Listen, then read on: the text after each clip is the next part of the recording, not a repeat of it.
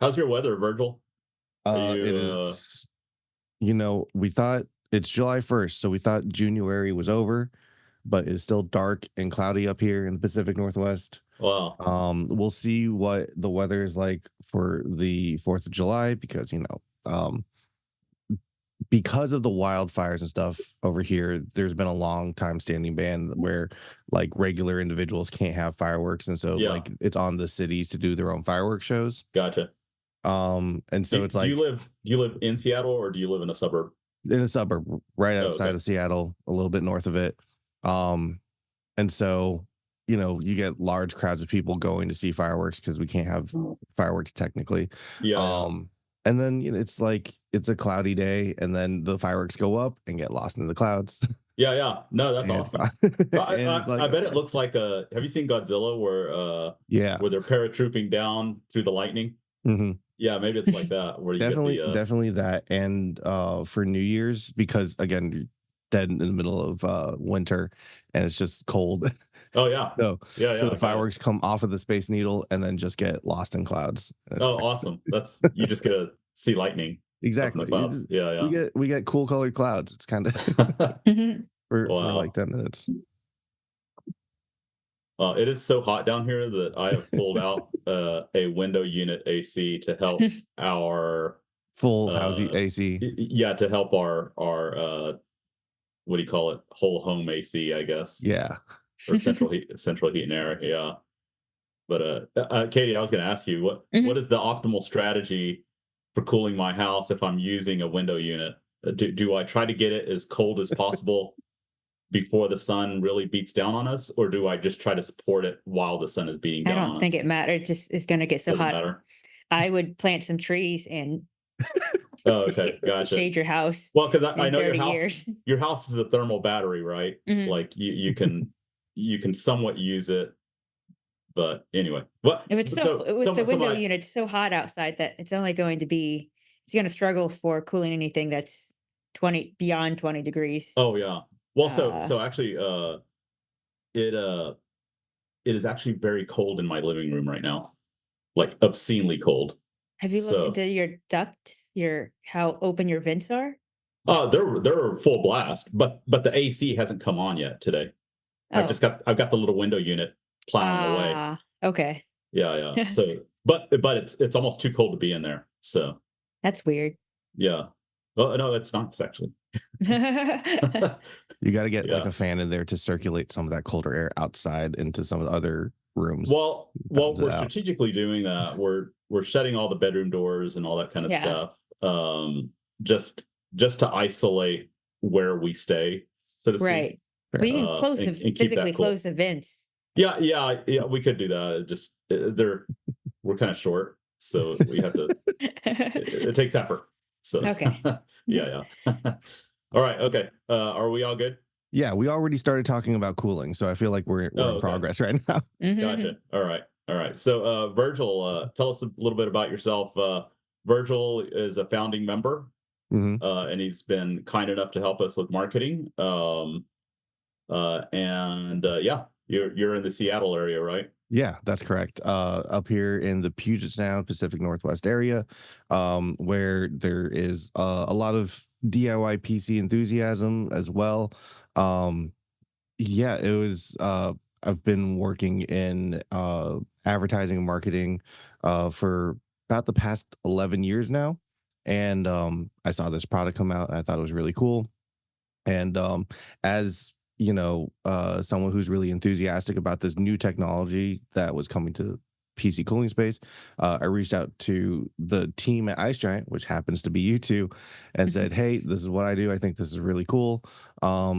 It'd be awesome to keep in touch." And then we were able to keep in touch. And so now I'm going to be part of the marketing and communications side of things, so that as we start rolling out the new products and stuff, or the Titan 360 as the logo is behind me, that kind of communication can kind of stay up, and other people who are really enthusiastic about this technology can be kept up to date with all the cool things that the team is doing here, which happens to be just Oscar and Katie, and now me. Yeah.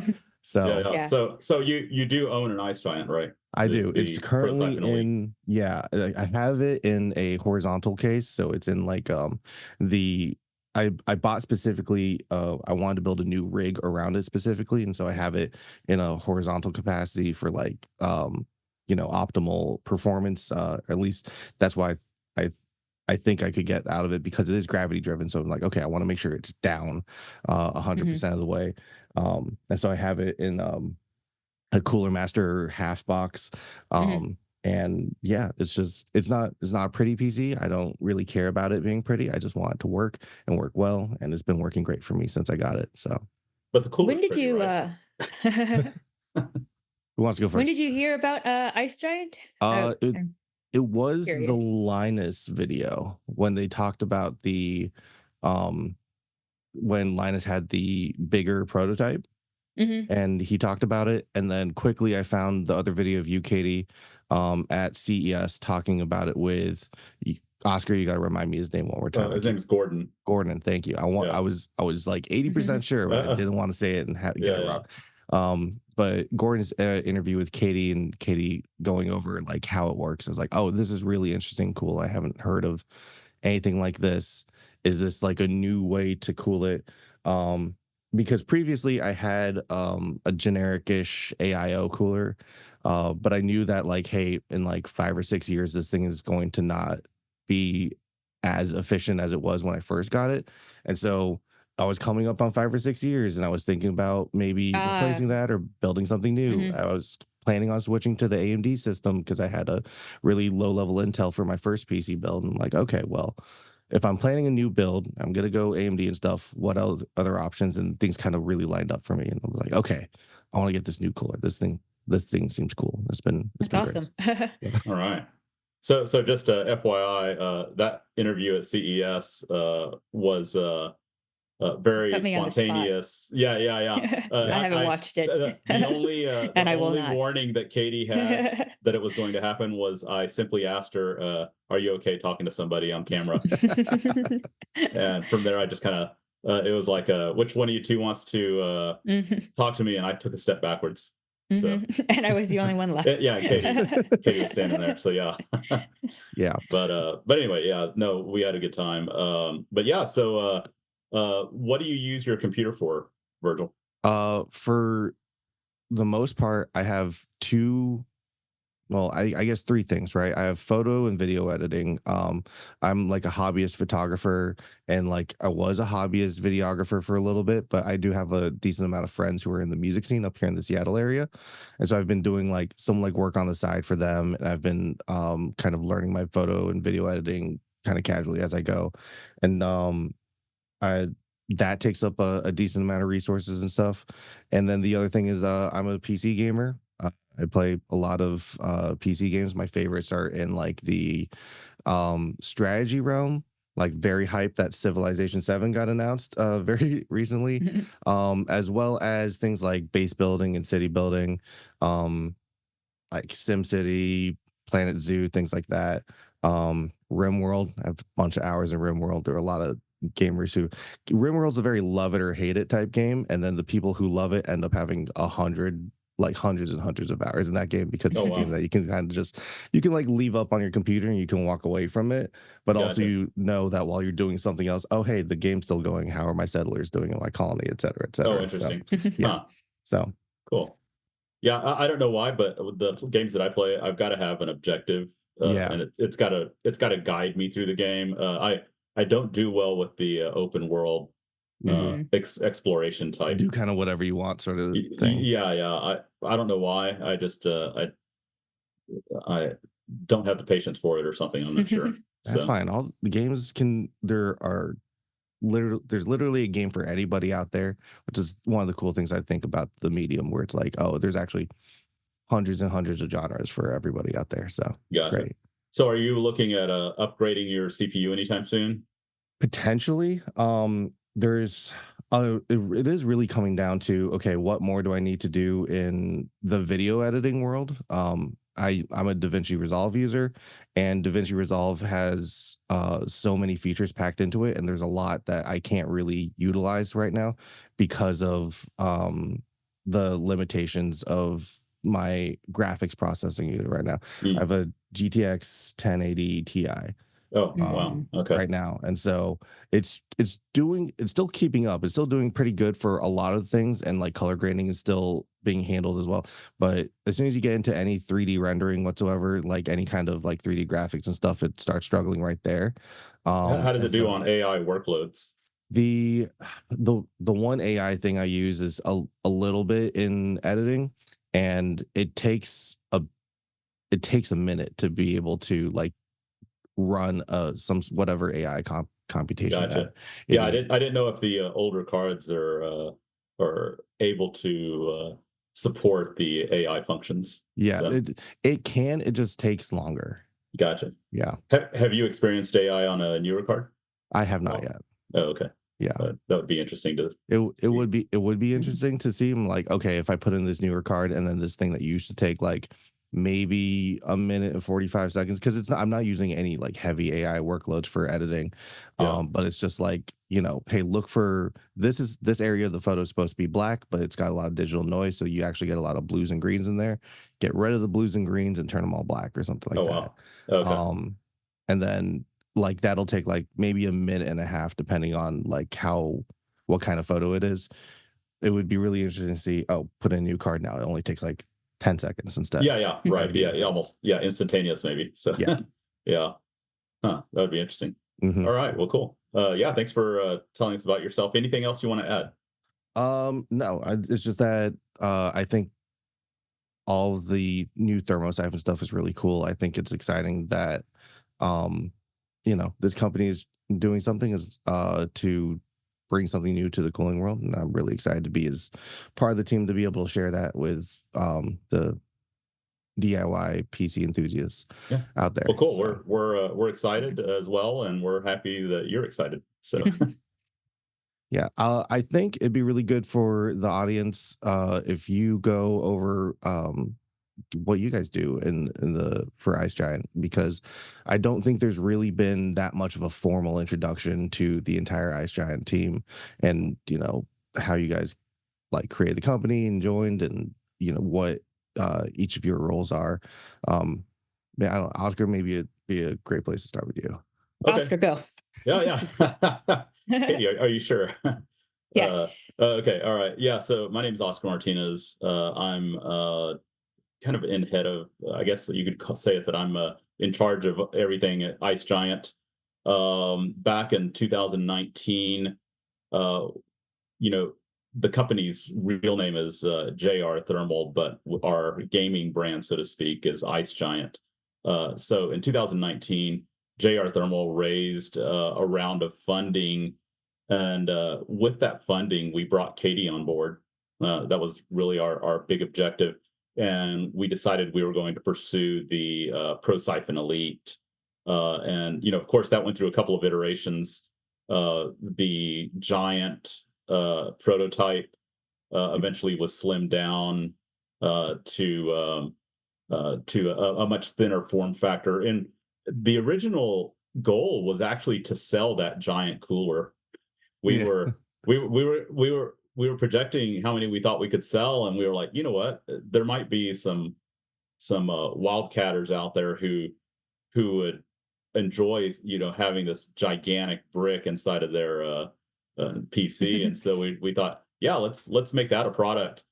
But then eventually we were like, okay, no, we think we need to slim this down. We got a lot of market feedback, and it was overwhelming that, you know, we needed to it needed to shoot. I guess let's call it needed to shed some weight, really. And so we knocked it down from what 4.5 pounds to, was it 2 pounds now, Katie? Is that what it is? I Something like don't know that. off the top of my Oh, head. okay, yeah, it's something like that. So it took a big cut in weight and form factor size, and then from there, uh, maybe I should take a step back. Really, when we raised the money, you know, we were kind of looking at like, what are our options here? Um, we didn't raise a huge amount of money, that we had just unlimited resources. But what we did do is, we were very experienced with Thermosiphons, from having a lot of experience in the data center space. And so I think we designed and built maybe 50 some odd different versions of Thermosiphons. And then we started going into bigger Thermosiphons and into power electronics for things like solar inverters and variable frequency drives and whatnot. And so we went from cooling a couple of 100 watts to cooling several kilowatts, which it all falls into the area of cooling, so to speak. And so for us to go into the PC space, we started looking at, like, okay, how many chances are we going to get to, let's call it, iterate on a product, with the money that we have. And so what it all came down to was that we felt very confident with our manufacturer, and also with our technology know-how, to come up with something that looked like the Elite. We didn't want to start putting copper and aluminum into the same product right off the bat. There was a lot of risk in doing that. And so with the money we had, we decided to go 100% aluminum. We went with the Elite. And from there, it's really just kind of turned into, okay, now we have the Elite. We needed to raise more money, of course. And every time we raise money, it kind of just unlocks the door on the development side, where we can go into it and say, all right, we have this money. What can we do with it? And so now we are going towards what was, let's call it was the IceGiant Titan 360. That was probably our wish list product from the get-go. But now that we have the fund, or that we raised the funding to execute it, now it's becoming a reality. Whereas earlier when we had raised money, it was too risky of a product to start with, because if it didn't work out on the first shot, we didn't have the money to continue the development of it. And so that's kind of the story of how IceGiant has gone. And between now and then, we've met a lot of people in the, let's call it the PC industry.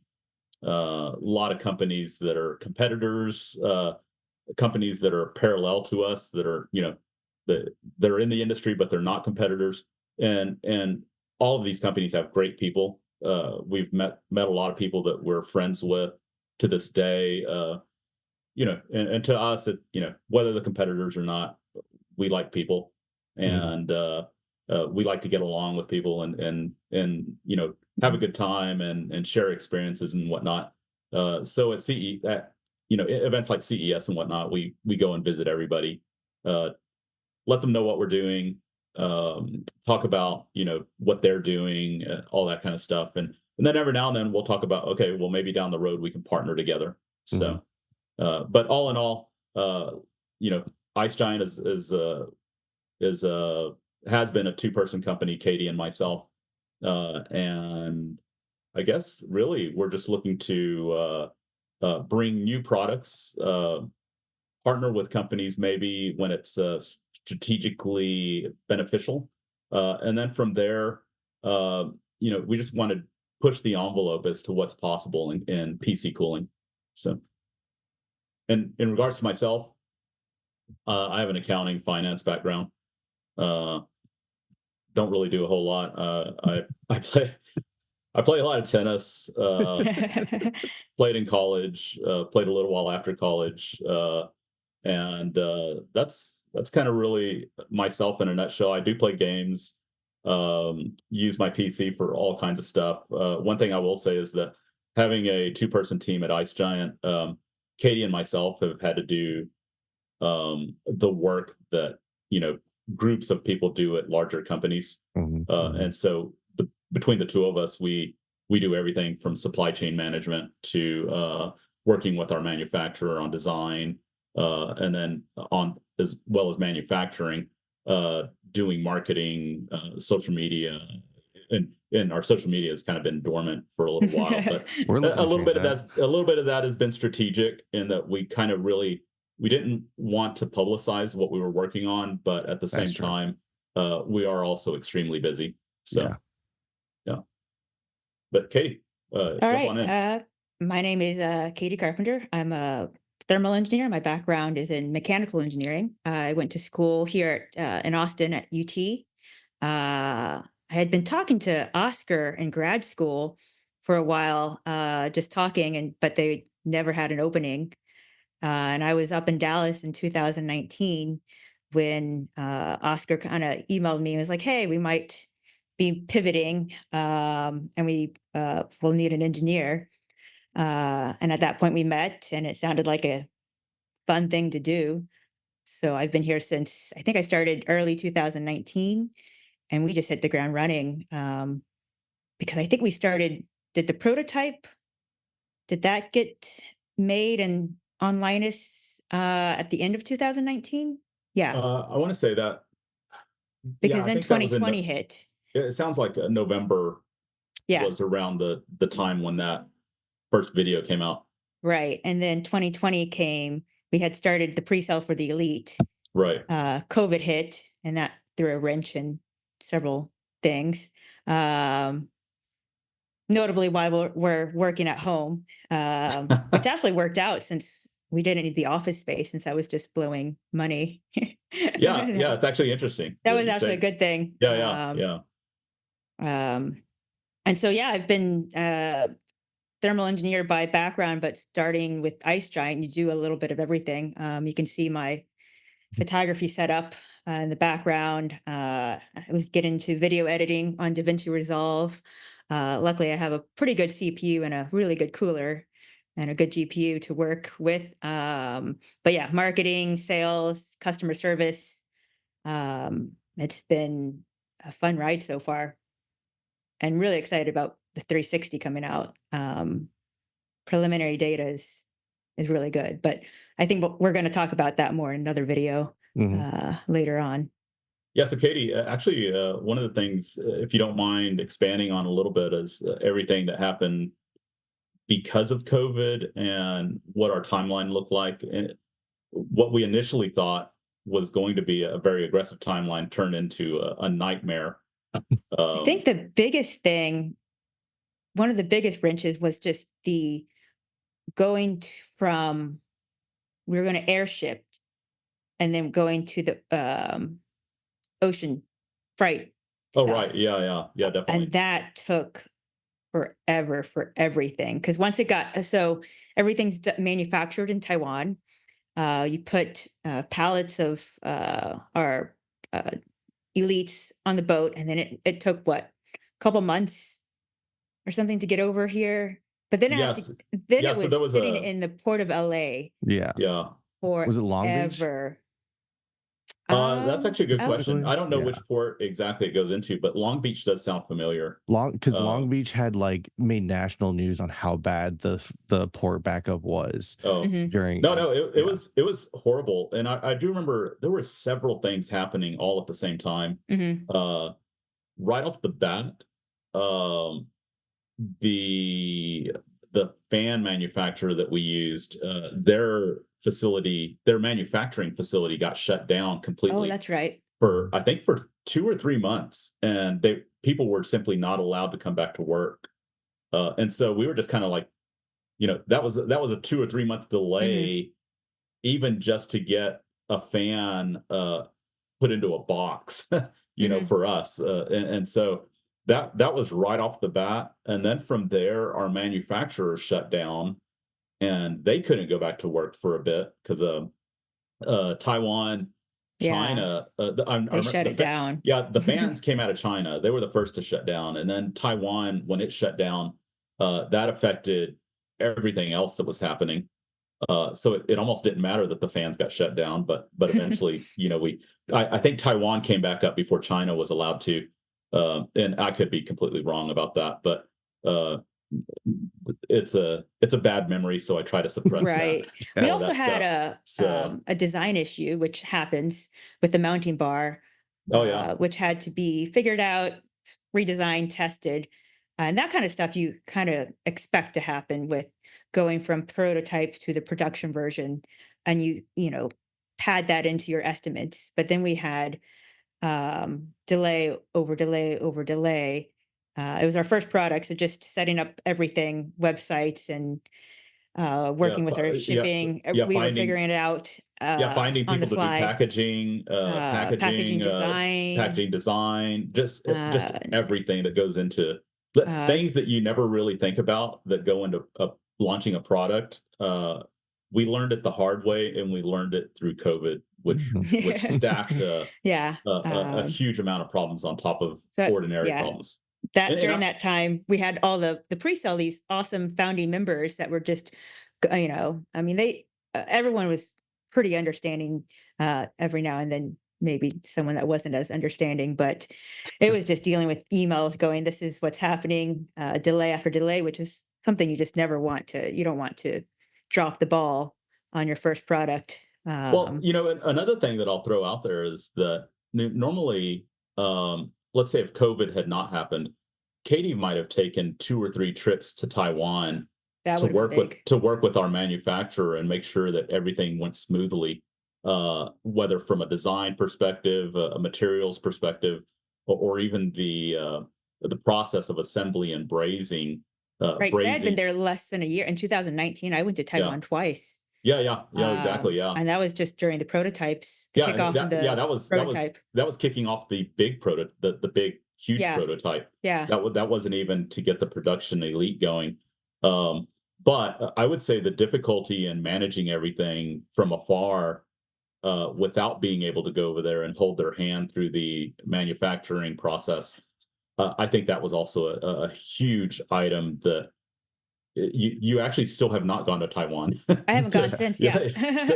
Yeah, not since the initial prototype was ready. Mhm, Yeah, you just haven't been able to get back over there. And of mhm. course, we can travel now, Yeah. but now as we're into the business side of things, we do have to manage our budgets and whatnot. Mhm. And us being extremely lean and always let's say wondering where our next meal is going to come from, uh having that mentality, now maybe we're pretty good at working from remotely and just getting things done, so Yeah. We yeah, had to. yeah, exactly, yeah, but I will say that you not being able to go over there, uh compounded by everything else, the shipping, Mhm, the closures, the shipping fees destroyed mm. everything. I think shipping went up by 9x, if I'm not mistaken. If 7 or my memory, 9x, yeah, or if my it was memory serves me over, correctly, we went from looking at air shipping which was to reasonable at the time, yeah, and which was reasonable at the beginning. Uh, we didn't know how inexpensive uh, ocean freight was, mhm, comparatively, and so with that, it changed everything, and it blew all of our schedules apart. mhm. Just nothing worked out the way that we had originally planned. So That was fun.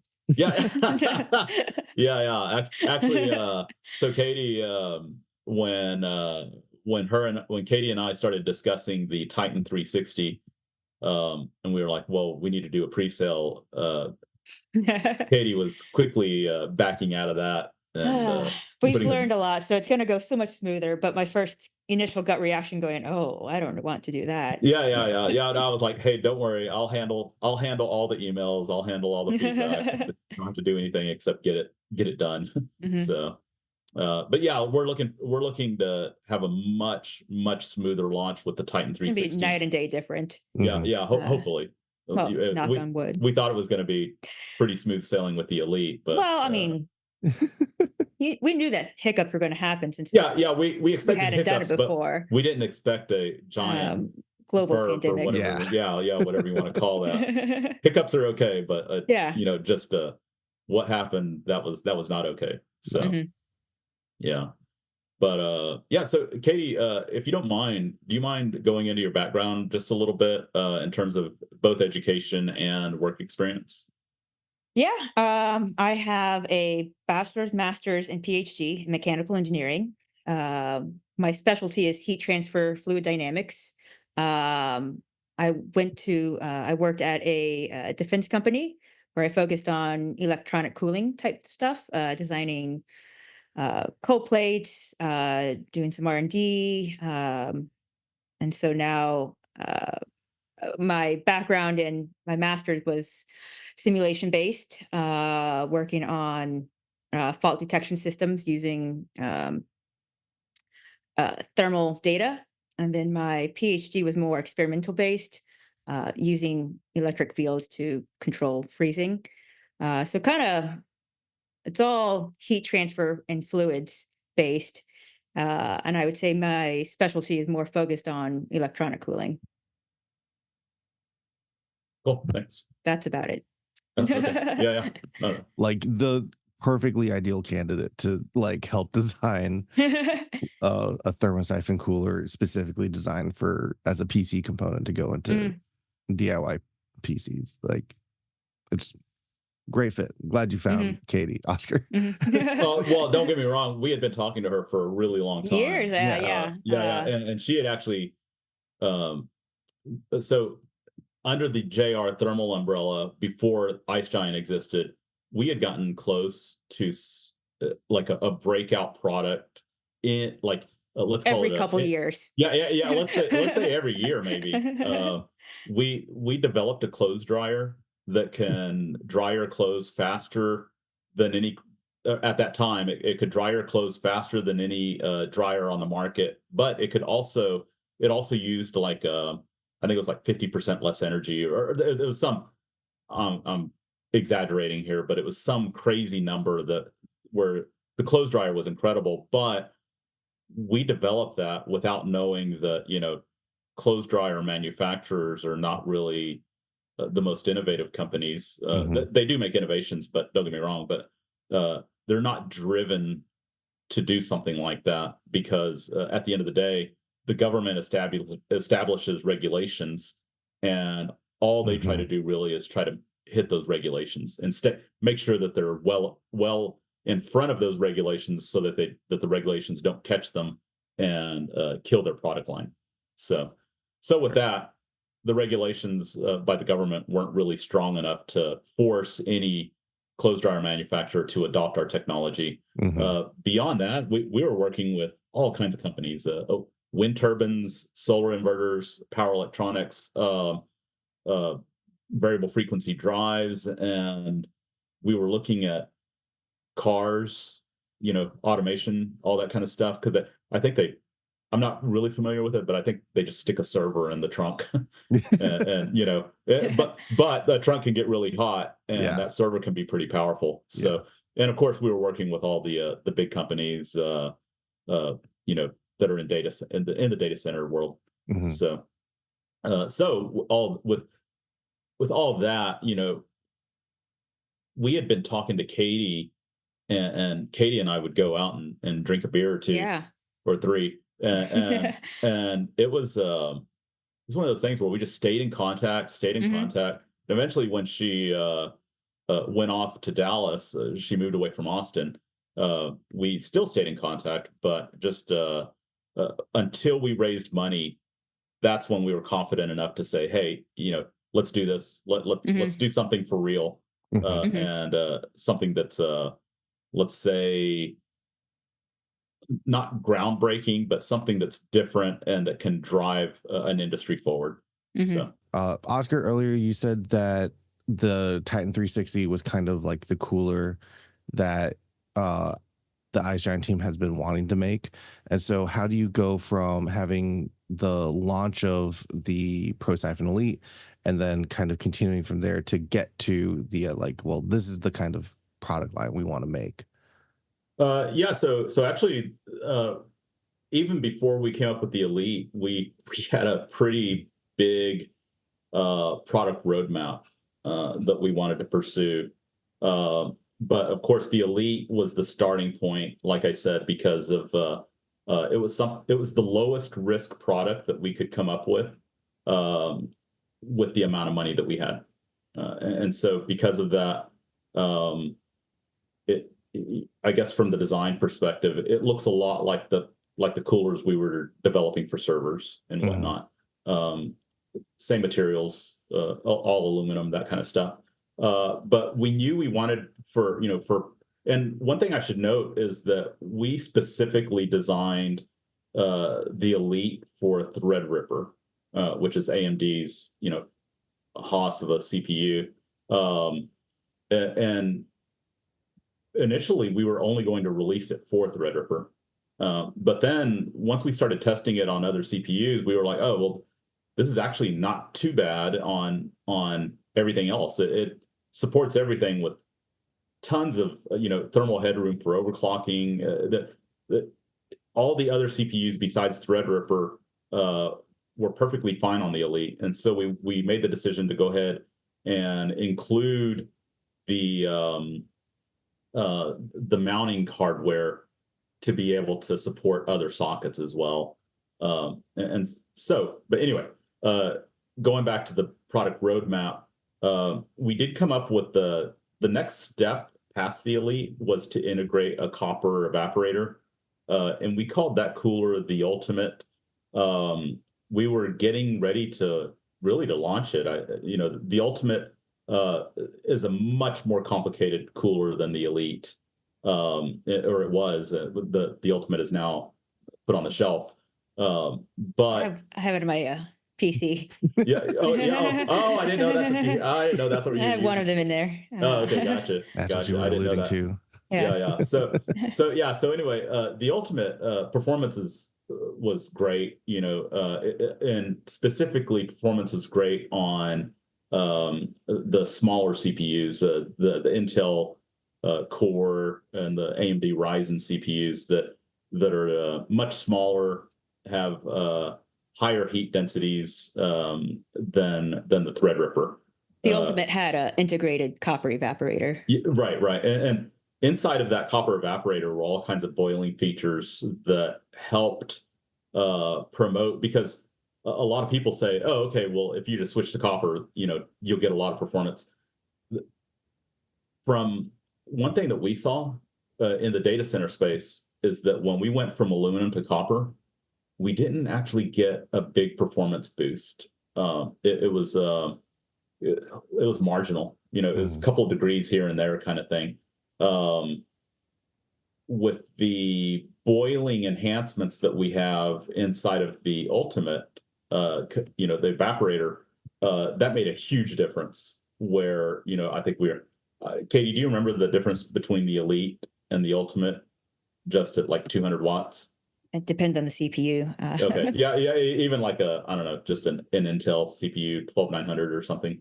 I would have to go back and check. Oh, okay. Yeah, I want to say it was like 7 to 8 degrees. It was significant. That's a significant improvement. Had we just gone to copper, we might have been looking at 1 or 2 degrees, which from a noise. Yeah, from a apples to apples comparison perspective, that's just in the noise. Anything within 3 degrees, you can basically say it's the same. Your setup is different with one versus the other. There's all kinds of things. There's all kinds of variables that we feel comfortable saying that anything within 3C is, for the most part, comparable to anything else. So, but going back to the Ultimate, we got the Ultimate ready.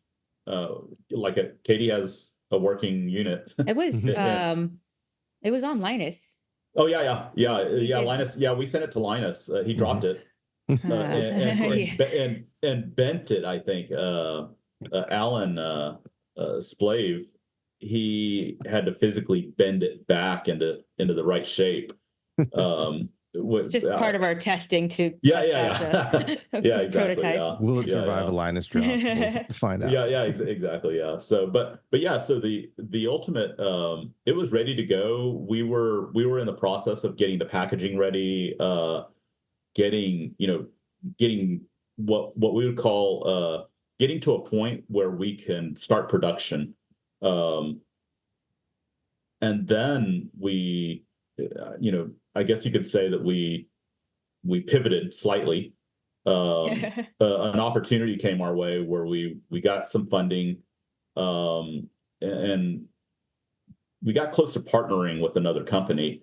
But everybody, from the day that we showed them the Titan 360, everybody was focused on that. from a partnership perspective. And so once we had some funding, we basically pushed play on the Titan 360 and put the Ultimate on the shelf.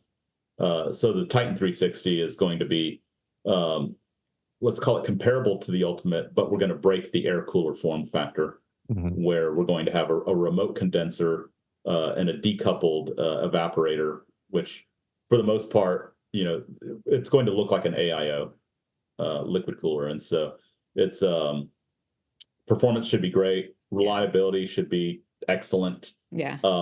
And so with that, the way that we see it is it's kind of one of those coolers where you buy it and you kind of don't have to worry about a cooler for a long time. One thing I should note is that, we can't say it publicly on the box or anything like that. And I guess if this is going to be public, we can say it evidently, but we design our coolers roughly to last forever. And be indestructible. Yeah. I mean, don't get me wrong. You could shoot one or run it over with a tank. Right. And DeBauer can take saw to it. He took a saw to it. Right. Exactly. And so with that, those are the kinds of things that have to happen for the cooler to break.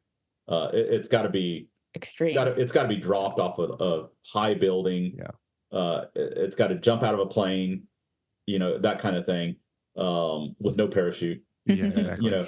It's that a severe trauma has to happen to the cooler for it to not work. It shouldn't be happening in your case anyway. Yeah, exactly. Yeah, you have bigger problems. If your whole PC is falling off a building, that's a different story. Would we support that warranty claim if like, oh hey, movers dropped it from like a third story, whatever, and now like everything's broken? Yeah, actually, so that's an interesting topic that you bring up. And Katie can chime in on this. At IceGiant, we're at the end of the day, we're consumers. We're customers of other brands. I have a Leon Lee case on my latest build. I have I have other stuff from other brands. I have G-Skill memory, that kind of stuff. And at the end of the day, as consumers, Katie and I, the way that we run IceGiant is that we want to treat people the way that we want to be treated, and that's such a cliche item, right? That companies always say, but at the end of the day, we're small. We can kind of do what we want, and so in doing what we want to provide excellent customer service. We almost have a no questions asked replacement policy. If anything goes wrong, we actually want the part that went wrong or that broke or is not working properly. We actually want that back so that we can take a look at it and figure out why it broke. And so far, I think we've received 4 coolers back, and actually 2 of them did not come back. We got pictures of them though. Those 2 coolers, somebody put liquid metal. Oh yeah. On you can't do that with aluminum, by the way. as their TIM for their thermal paste. So and the liquid pictures metal, were cool. Yeah, no, the pictures were awesome actually. The liquid metal literally looked like something walked over and took a bite out of the cooler, and you could see all the internals. It like Katie said, the pictures were actually really cool. Yeah. The other 2, one of them, there's a little part on the Elite that has a plastic cap over it, and that plastic cap somehow popped off, and when it popped off, it broke the fill valve where we fill the fluid that's inside the Elite. It broke that, and so basically the fluid leaked out. So that was one, and then the 4th one, I want to say that the fan bracket wouldn't take the fan anymore. It had been stripped out or something like that. To where the fans wouldn't stay on it. The screws wouldn't keep the fan in there. And so, as far as I know, those are the 4 coolers that have come back to us, or that have been defective in some fashion. And we just generally, Yeah. if somebody has a problem, we start by replacing the cooler, and we get the cooler that they already have, and we get that one sent back to us so that we can troubleshoot it. And there's all kinds of weird stuff that happens. And we did fix the leak one. That was, we put in another quality control step. And I think we strengthened. Actually, we it strengthened. was crimped too much. It was just weak. Well, the crimp was actually too thin. Yeah. And so we have a much thicker crimp on the fill valve to make sure that it Doesn't people happen. don't that people don't break it off, kind of thing. But outside of that, of course, there's a lot of other reasons for returns. A lot of times the cooler doesn't fit in the case, or things like that, and we're fine with that. But I think generally we kind of just have a no questions asked, like, hey, just if you need to return it. We'll either give you a refund, or we're going to send you a new cooler, that kind of thing. Same thing with the fans. The fans, they don't last. I think they're designed to last 10 years, but they're not going to last forever. We can replace a fan. It's not a big deal. So at the end of the day, there's no moving parts in the cooler. There's not really anything to fail, other than somehow the refrigerant that we used escaping, which happened with the liquid metal coolers and happened with the broken fill valve. So outside of that, I would say we've probably had minimal defective coolers. Yeah. But the Elite, the Ultimate, and the Titan were all designed basically to last forever. Commercially we can't say that, but yeah, we will put a warranty on our products that shows that we believe in it. So I don't know if there's anything about like Start Engine we also want to add, because we did get a lot of support from funders there. Yeah. And it's part of the story. Yeah. Start Engine is definitely part of our story. We use the funding for that kind of to get ready with the Ultimate. Yeah. And on the R&D process. Yeah, from an R&D perspective. And so had we not pursued the Ultimate, we would not have had an advanced evaporator for the Titan. So regardless, that development had to get done one way or another. And so the funding from Start Engine, we definitely made good use of that, and moving towards what eventually became the Titan.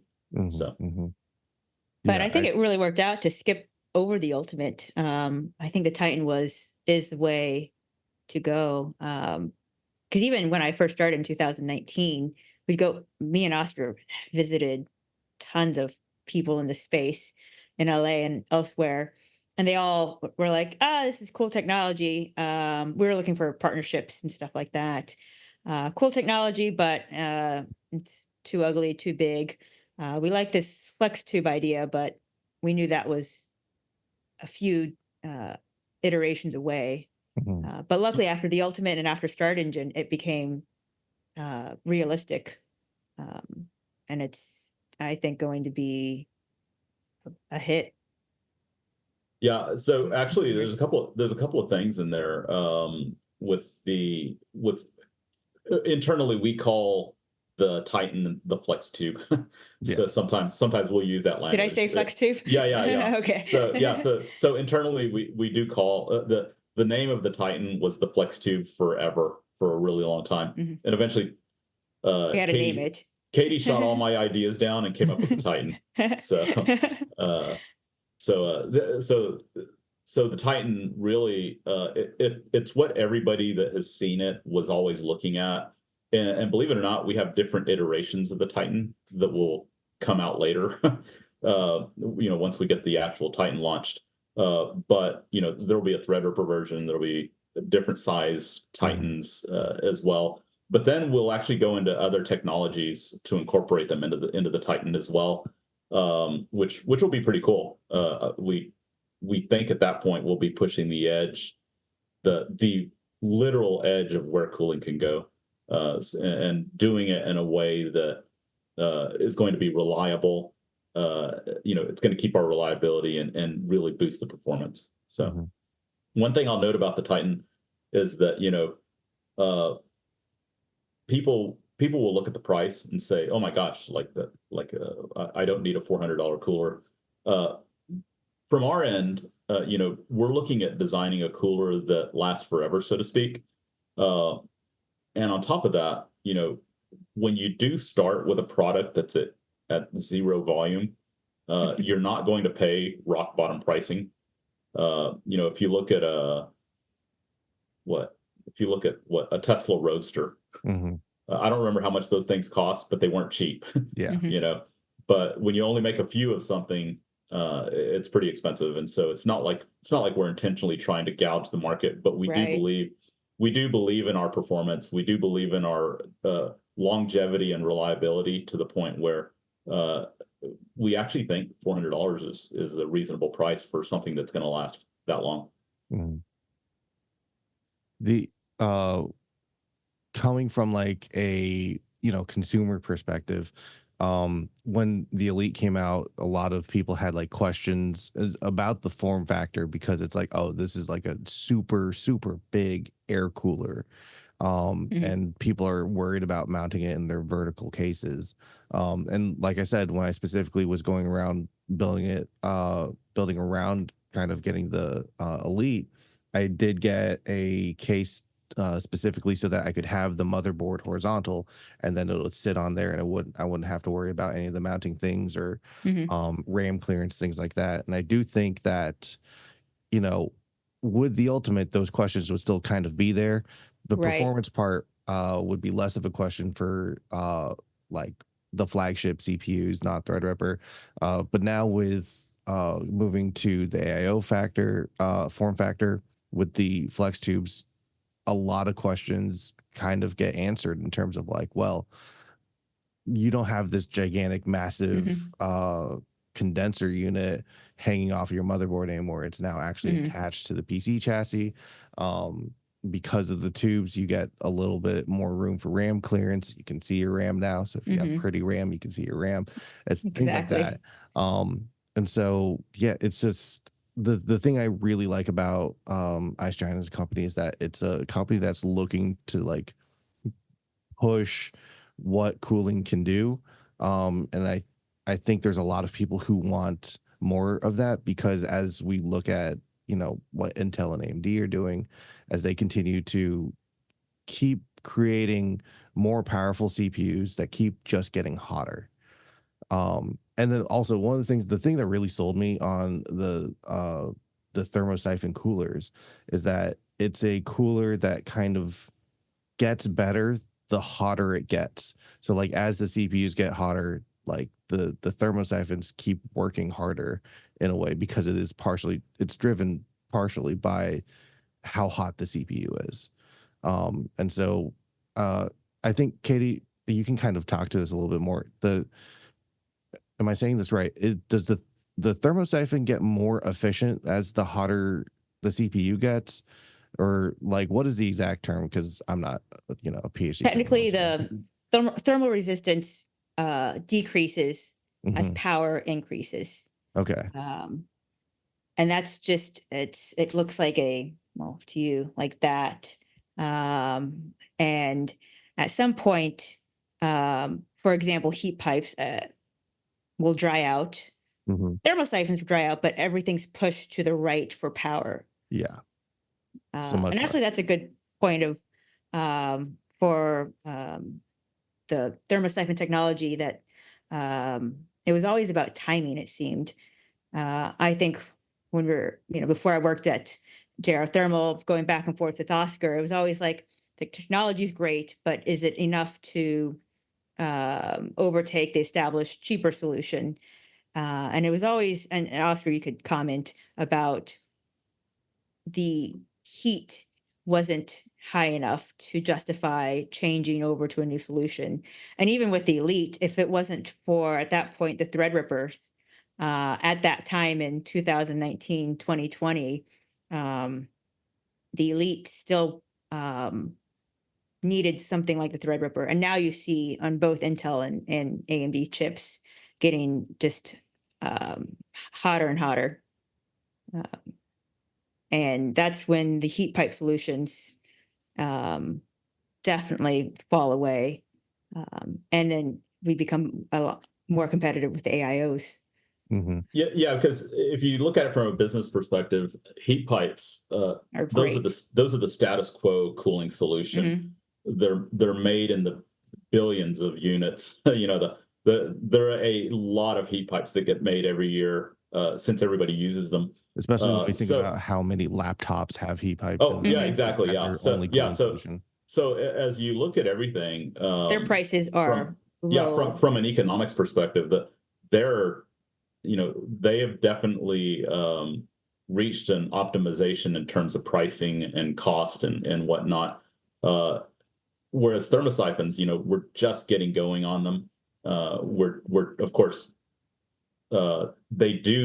thermosiphons do have a point at which their performance improves, and not all thermosiphons uh, do that. Specifically, the thermosiphons that IceGiant has, because there are other thermosiphons out in the world, but the ones that we have all kinds of IP focused around performance, focused around startup, focused around Form reliability. factor. Yep, form factor, all different kinds of things.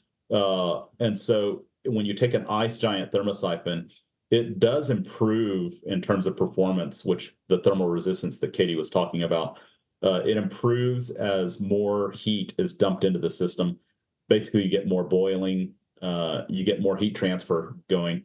Whereas with a heat pipe, it does improve for a little while, but once you hit a point at which let's call it the vapor velocities uh, overwhelm the liquid return, at that point you start hitting a little bit of dry out, and then once you hit full dry out, the temperature will just shoot through the roof. The support of whatever the heat source is basically going to disappear. So that's probably not a good way to No, explain everything, that was an but excellent explanation. but but I'm not the PhD. I'm just a business nerd here. So yeah. So when you look at heat pipes versus thermosiphons and whatnot, before IceGiant, we were always at a point where whether CPUs, IGBTs, whatever the heat source was, they weren't at a power level where we had a benefit as a thermosiphon over a heat pipe. Hmm. We could match heat pipes and we could beat them a little bit on performance, but we couldn't get close to them on price. And so company A, B, and C, we would talk to them, we'd show them our great cooler, and they do a cost analysis, and they literally couldn't justify moving to a thermosiphon because if you have a 100-watt chip, a $30 heat pipe solution is going to be great. Yeah. But you take that 100-watt chip to today where you're getting to 300-400 watts. Now all of a sudden thermosiphons are starting to look a little better. Yeah. So and then as you improve the amount of heat required to support, heat pipes get more expensive. You have to put more metal into them, and more heat pipes, greater fin density. They do actually get more expensive as you get to the higher powers, and so at that point, we actually do become very competitive with them. So, or we pick up where heat pipes fall off entirely. So. Yeah. And we carry the heat support for like something like a Threadripper. I think the best heat pipe solutions on Threadripper can do maybe 250 to 300 watts before they start hitting dry out. I think our next Threadripper cooling solution will go up to like 700, 800 watts, something like that. Or even the Elite, that one person got up super high. Yeah, actually, I think Luke at Kit Guru got it up to almost 800 watts Wow. with the Elite, and so the Titan will support what I believe is going to be a much higher wattage than that. Did Kit Guru do a video on that, or was that just an article? They did a couple of videos on the Elite. For some reason, I don't remember. He actually did one video with the prototype. Hmm. And then he did a couple of more videos with just the production model. Yeah, So yeah. that's awesome. Well, s- on the internal side, I can say that I'm really excited to see um everybody's reaction to the Titan 360. The Titan 360 is currently available for pre-sale right now on the IceGiantCooling.com, our website right now. And we already had a decent number of pre-sales after telling our email subscribers and people who are really clued in with what IceGiant's doing. Is there something that you guys want to say in terms of like what people can be looking forward to?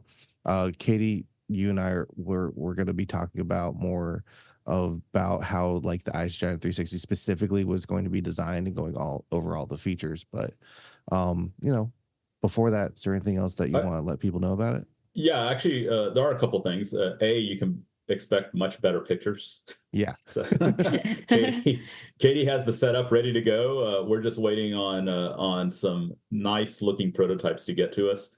Our manufacturer, and this goes back to the whole thing where we don't have quite the budget to go and visit them as many times as we would like to.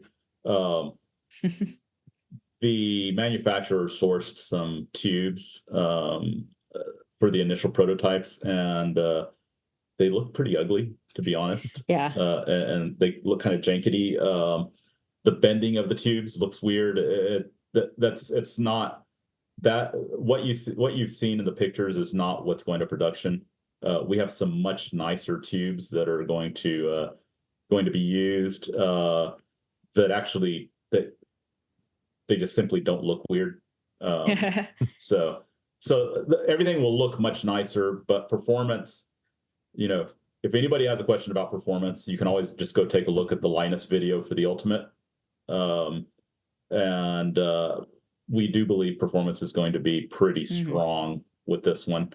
And of course, the reliability is going to be there. The longevity is going to be there. One thing I will say is that, as we compete with AIOs and the liquid coolers, liquid coolers, they will last for a little while. But just as a generic problem that's unavoidable, they will lose liquid through permeation over time. They will have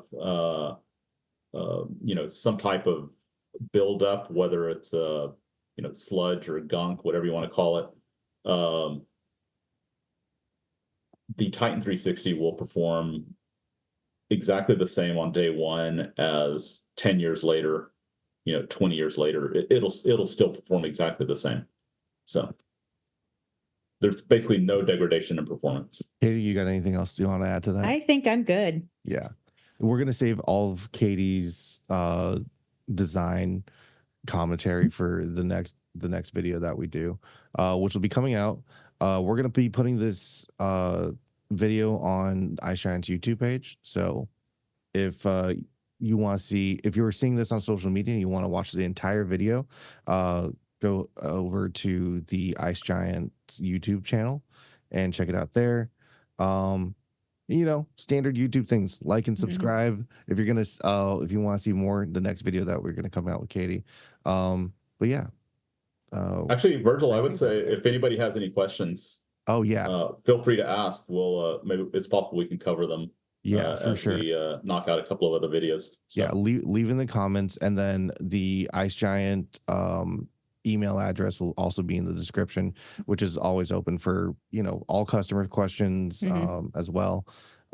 It's a shared inbox, so somebody will get back to you fairly soon. But yeah, good job, team. I think cool. we did it. Cool. Yay. All right, great.